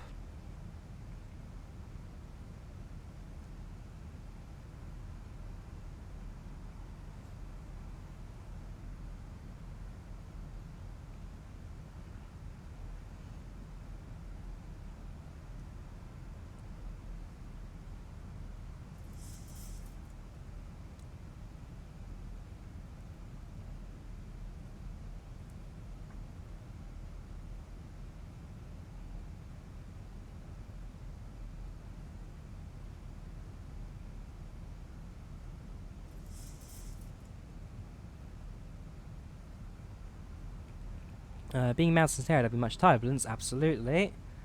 The way the airflow works around the mountains will certainly cause a little bit of shaking, as you can probably see on screen. A little bit of a shake there, probably actually caused by the spoilers more than anything. Yes. But I'm sure when it comes to the airflow around the aircraft, that shouldn't be too disturbed actually, since we are now past the we are now past the main mountain. You can see the airflow that kind of bends around the aircraft wing there at the back. Few lines go in straight lines and bend down a bit, but for the most part we are now past the mountains and therefore the airflow stays fairly stable. One thing I like about X-Plane, because it simulates airflow, will actually show the proper airflow around the wing and all that. Right, passing through 17,000, 18,000 now. WX level, probably should get a weather check while I'm here. So 1013 on the altimeter. And winds are 60 knots, 200. Okay, so they're fairly strong now actually, 16 knots. 200 is a slight crosswinds, do need to keep that in mind. But otherwise, we should be alright for the rest of the approach. When we get to about 10,000, we'll set the landing lights on, and then about 6,000, we'll go and bring in the Our team was take it off standard.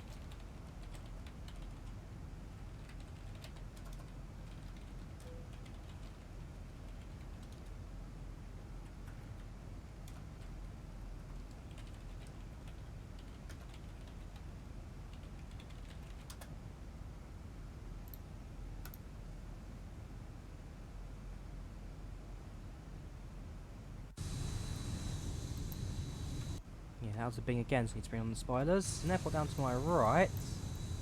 Spot that one there.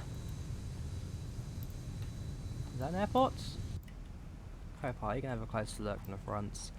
No, that's just a town and a river. Not quite an airport. Alright, 15 miles now till intercept. Not intercept, sorry, into the right hand turn, brings us onto the approach into Barcelona.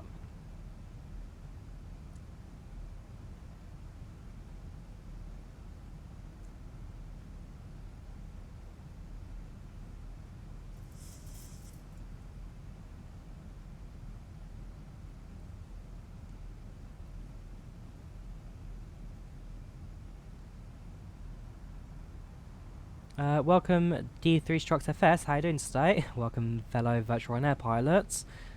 Yes, hello company jets, how you doing today?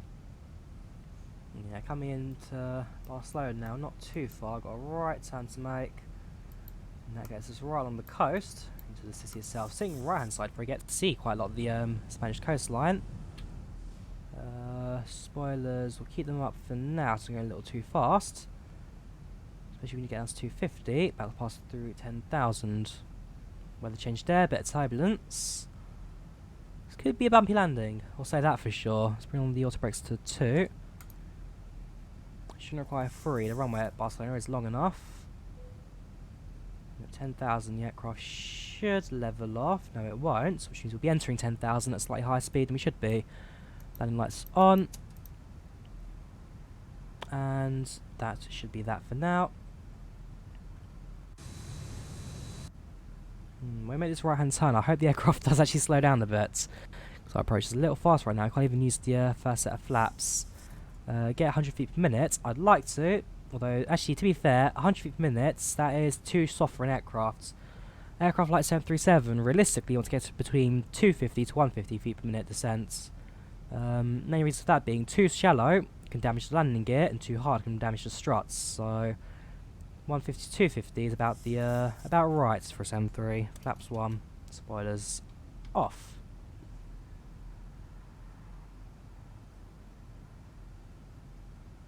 Alright, so first stage of spoilers should keep us below 250 knots.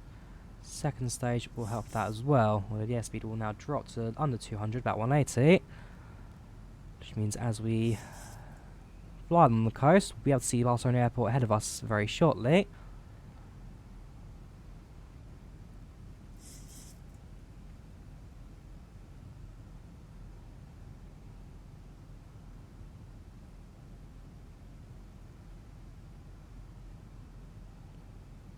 In virtual Ryanair, next landing's over 150 and below, sorry, above 100, below 150.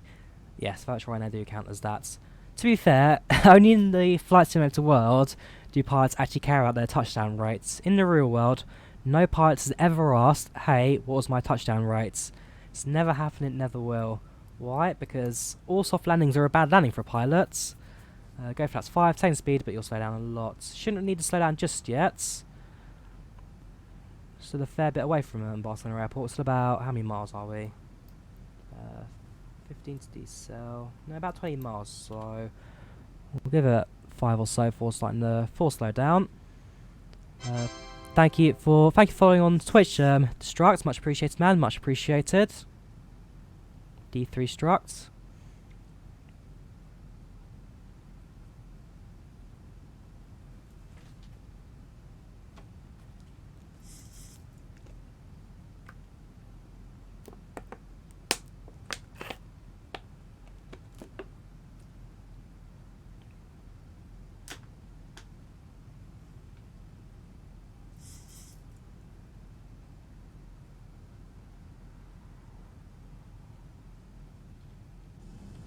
So right hand side should get a nice view of the coast. The right angle, no. Oh yeah, they can if they like. Now if we go to her head for reference, if she leaned across, she could maybe get a bit of the coast, but not much. Left hand side is just going to be the sea.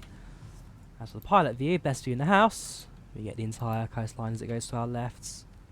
Alright, stand down timber to set. Continue the flaps now. Start getting this aircraft set up for landing.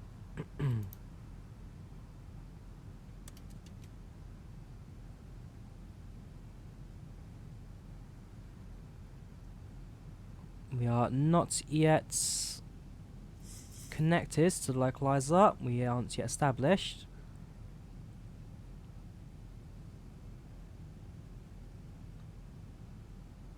Okay, so actually a ground crew at Heathrow. Not bad, not bad.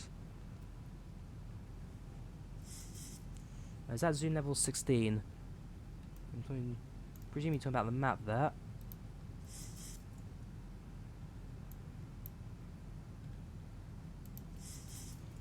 So I'm not using any ortho right now on the ground here. This is just default scenery. There's a push and start at Barcelona. Shortly I will announce my establish. I did also announce my approach when I was coming in. Yeah, no ortho right now. I'm just using the standard defaults scenery here at Barcelona. But as much as I'd like ortho, I don't quite have the space on my desktop to really install too much of this stuff. Yeah, it's not too bad, I will say, for default. A lot of explains default scenery isn't terrible by any means.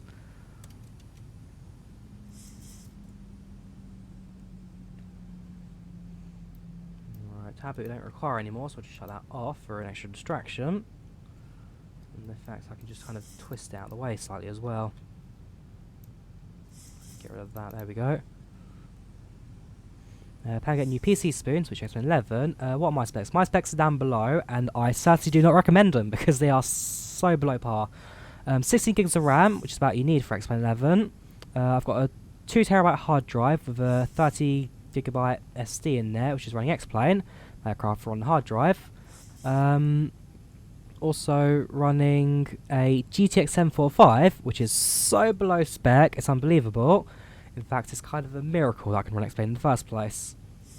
And then running an i7 6700K processor, which is slightly odd, but just about does the job, to be fair. But no, if you're looking for a system, so to get a bit more of a modern processor and graphics card, what I've got will certainly get you a long way. But 16 gigs of RAM is the bare minimum you should get, and then a hard drive is just whatever you can fit in, really. You have an i3 core. Anything good for you? Yeah, 10 FPS on FSX. Turn down the settings. That usually helps. So the benefit of FSX is that if you're below 20 FPS, it doesn't slow you down. In X-Plane 11, to meet the regulations of the FAA, if you're below 20 FPS, you are required to have the sim slow down for every frame by 10%. Because the FAA followed the old rule saying that your IC's at 30 FPS, and so as a result they have it set so if you're below 20, so you can keep your reaction speed the same as the real world. From 20 everything slows down. 19.9 FPS, and then everything slows down by 1%. Sorry, hang on, how does it work? So say you're flying at 10 FPS, which is 10 away from 20, 10 away from 0, so 50, you're flying at 50% real world speed. 15% is 75%, 19 FPS, something like 90%, sorry, 95%, yes, 95%, so you kind of lose 5%, you lose 5% with each stage, and then 0%, everything's just completely frozen, you don't move at all. It's a very complicated system, but it's very much what the FAA requires in order to keep your simulator licensed.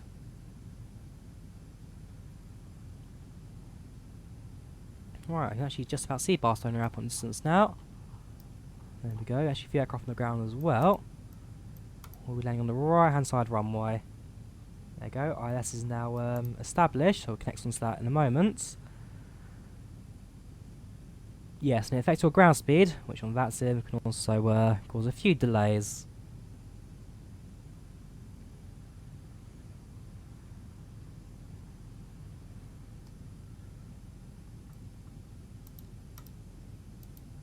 Switch on the VOR localizer. We'll make a right hand turn in a second. Gear horn, 2500. Gear down.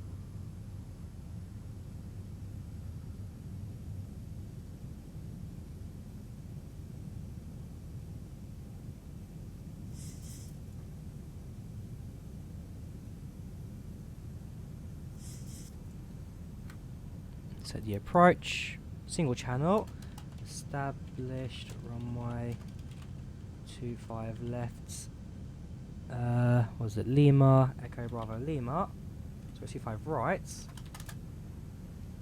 next stage of flaps. Yes, you can ignore the northern, that was from my train sim mod stream earlier in the week. That is incorrect now, so ignore when it says there's a giveaway. There is no giveaway today, I just forgot to turn that off. Have I seen SFD's global projects? I have. I'm not so sure about it though. I'm very much in the middle. I'm not sure if I'll grab it myself, but I have seen a bit of the global projects they're doing. Also, I should have made sure that my seatbelt lights are on actually as well. That should have been done ages ago. Anyways, passengers quickly put your seatbelts on. We're coming in to land.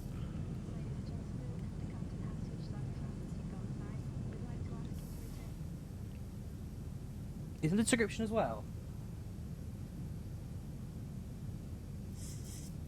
Oh yes, it actually is in the description as well. I really need to get rid of that. Ouch. Yeah, cheers for that. I'll make sure I do that in the YouTube studio later. Series default F. Whoa! Now that was a gust of wind. I know I said it was going to be a crosswind earlier at 16 knots. But that was a proper hit on the aircraft there. I do not like that one bit. Ouch. Use default FSX. Still cross the ponds. No problem. Pro skills. Yeah, if you're looking for freeware FSX airplanes, look into TDS. TDS are usually the best ones for default planes. Wind shear. Don't think that was wind shear. The 737 does have a wind shear alarm. We have got weather turned on. No, we don't. That's why I wouldn't have heard it. Anyways, yeah, very lucky weather updates. X-Plane 11's weather updates are very harsh. Yeah, sounds good. So I'll do a couple of replays of the landings, so you will have a chance to put some of those down. Bit late for the flaps, but hey. 1,000 feet stabilized, Mr. Bird set. Sounds good. We'll get to about 750, and I'll turn off the autopilots. Just so I can let the aircraft kind of manage the winds this final bit as well. You can see it's bumping around a little bit, slightly below it should be. So I disconnect.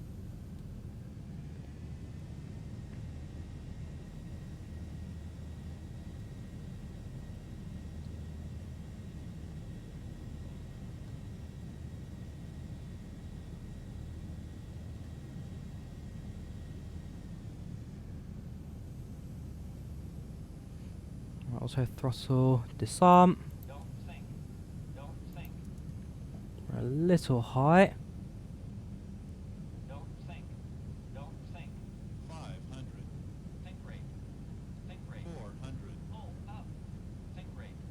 300, Pull up. There we go. Pull up. Sink 200, rate. Sink rate. Don't sink. Don't 100, sink. Certainly not the best approach I've ever done. 50, 40, Don't 30, sink. Don't sink. 10, Two weight, I'll take that. Kick a bit of rudder in.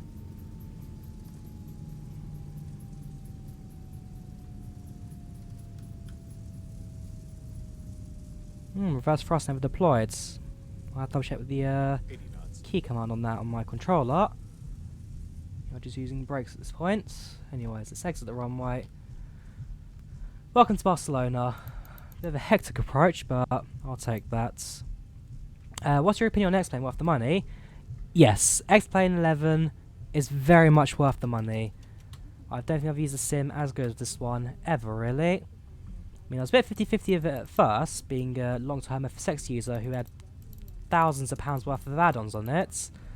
You know, as time went on, I kind of grew more into it, and yeah, X-Plane 11 these days is very much now my number one sim. FSX has been completely uninstalled. I'm very much now sticking to the default stuff.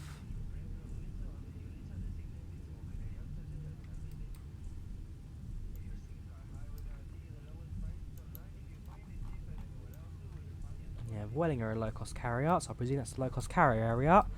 Is it the flight models? It's the flight models that do it for you in X-Plane 11. Absolutely. I mean, the fact that they simulate the airflow and all that really makes it a very good sim to enjoy. Right, that Boeing's pushed back, so if we go take the other taxiway, therefore not getting in the way of you.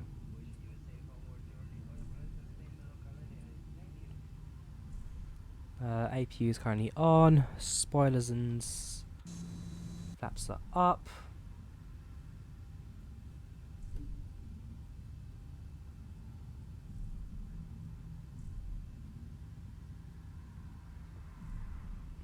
Now go find somewhere to park the aeroplane. So you've now done your pushback, so you'll be out of the way very shortly. So if we take that gate to the right hand side, we don't have any set gates, no ground or anything, so we'll just pick anyone that'll do us. Now remember, as Ryanair, we are not using any jet bridges, so we'll cut short a little bit of that.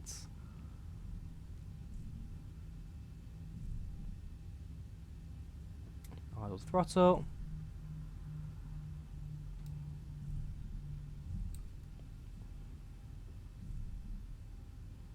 And about below us now. Whoops, parking brake set.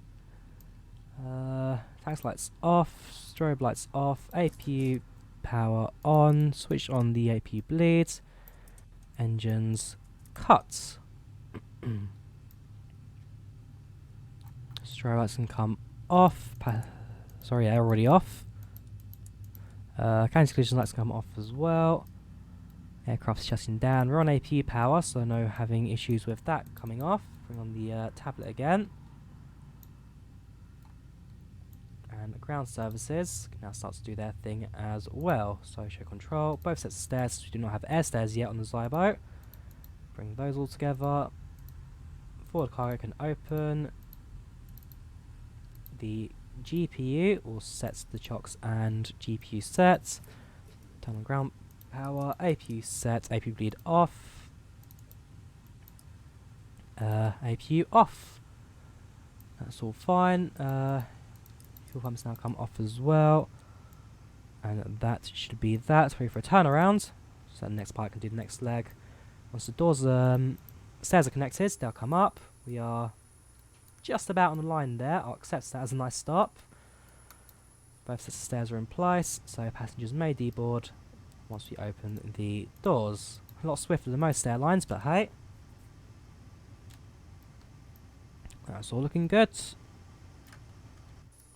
Alright, let's quickly finish the flight now on smart cars. A cars, finish flights. Okay.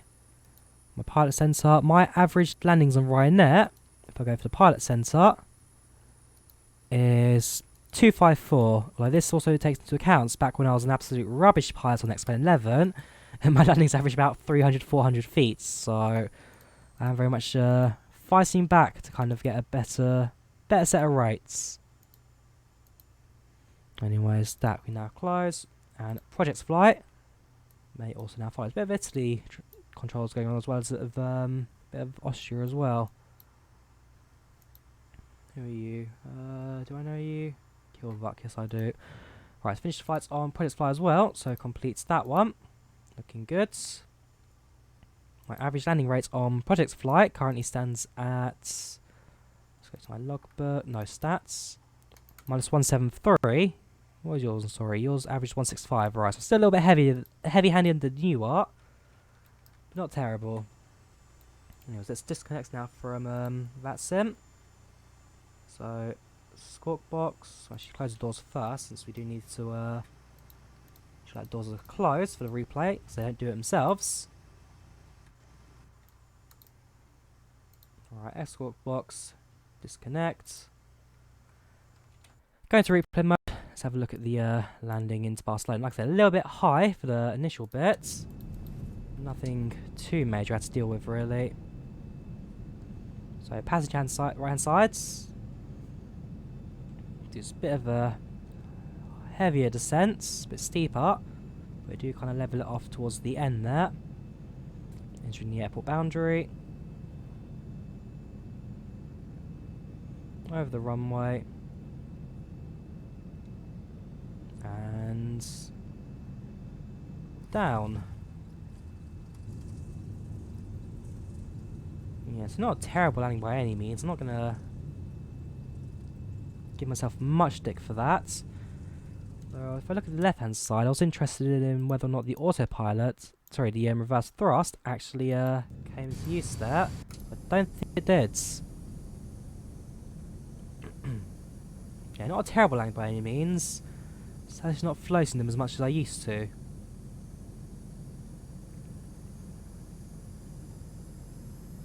Especially now that I'm more happy to flare at, say, 10-20 feet before I used to do like 30-40, and that caused me to have a fair few bumpy landings, just the fact that I was stalling basically every time I landed. So, as I say, X-11, very much a learning curve, getting used to. But once you know what you're doing, it's not too bad by any means. Right, I'm going to land now.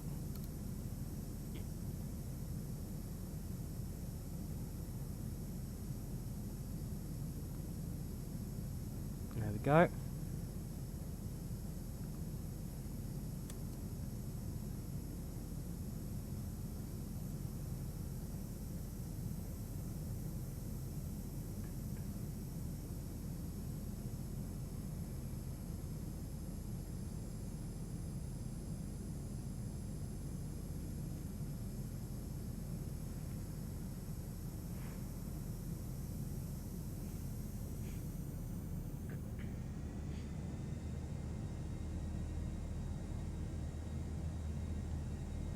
Yeah, the throttles did spool up a bit. Did have to cut them down myself when I went on to manual throttle. Otherwise, the approach itself doesn't look too bad actually.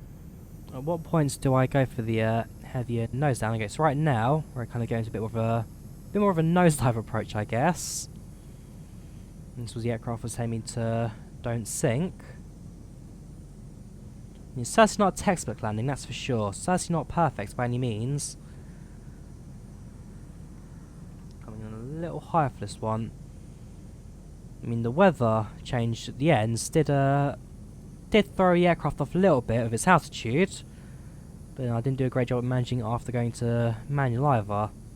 Haven't flown to Genoa yet. Awesome approach, some awesome scenery there for it. I don't think so. I do a bit of Madeira, but I don't think I've done Genoa yet. I can always check my flight history in a bit, but no, Genoa does not come into my mind as an airport I've been to many times. Yeah, that reverse thrust certainly did not come to action, so I need to double check my key commands for that one as well. See if I've got a problem with my stick. So, coming into approach, short final.